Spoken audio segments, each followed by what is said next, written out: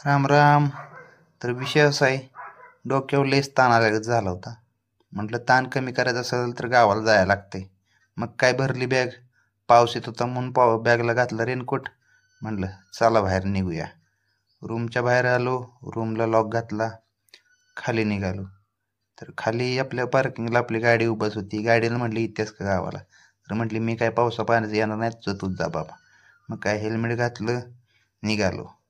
मारुंजीत बघा आता अतिक्रमणामुळे सगळं तोडफोड झाले. मी तुम्हाला दाखवतो कसं झाली अवस्था. सगळे पाडून टाकले, बिल्डिंगा बिल्डिंगा रस्ते सगळं मोकळं करून टाकले. बरं, पुढं मला घ्यायचं होतं काका हलवाई मधनं पेढं. म्हणून मी आलो काका हलवाईच्या दुकानात. म्हटलं बाबा एक नंबर पेढं पाहिजे आपल्याला. त्याच्याकडनं एक नंबर पेढं घेतलं. साहेबांनी सांगितलं होतं आम्हाला काका हलवायचंच पेढं पाहिजे ते.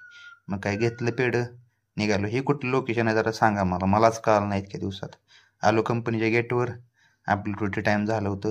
म्हटलं चला पंचिंग करूया. माघारी आलो, भूमकर चौकात साहेबांनी सोडलं. म्हटलं लय वेळ झालं कॅमेराच दाखवू, आता तोंड पण दाखव. जरा तोंड दाखवलं, चालू. कसं आहे लाल हत्तीतलं इंटेरियर. हां, हत्ती नाही आपले लाल परी. काय म्हणा, एस टी महामंडळानं गाड्या एक नंबर काढल्या. तर पुण्याहून आलो साताऱ्यात. साताऱ्यात आलं म्हणजे कसं वातावरण एकदम हॅपनिंग हॅपनिंग. दिवसभराचं काम करून सगळ्या बस कंटाळल्या होत्या, शांतपणे झोपल्या होत्या. म्हटलं झोपू देत, नाहीतर उगाच आपल्या नावानं आणखीन ओरडत बसतेल्या. तोपर्यंत इकडं ड्रायव्हर दादाने बस घातली होती अटल टनलमध्ये. राईट का लेफ्ट, राईट का लेफ्ट, राईट का राईट, आईला येते की. आलो कराडमध्ये. कराडमध्ये आल्यावर बस लागली होतीच. बस होती बोरिवली ठाणे. बसमध्ये जाऊन बसलो.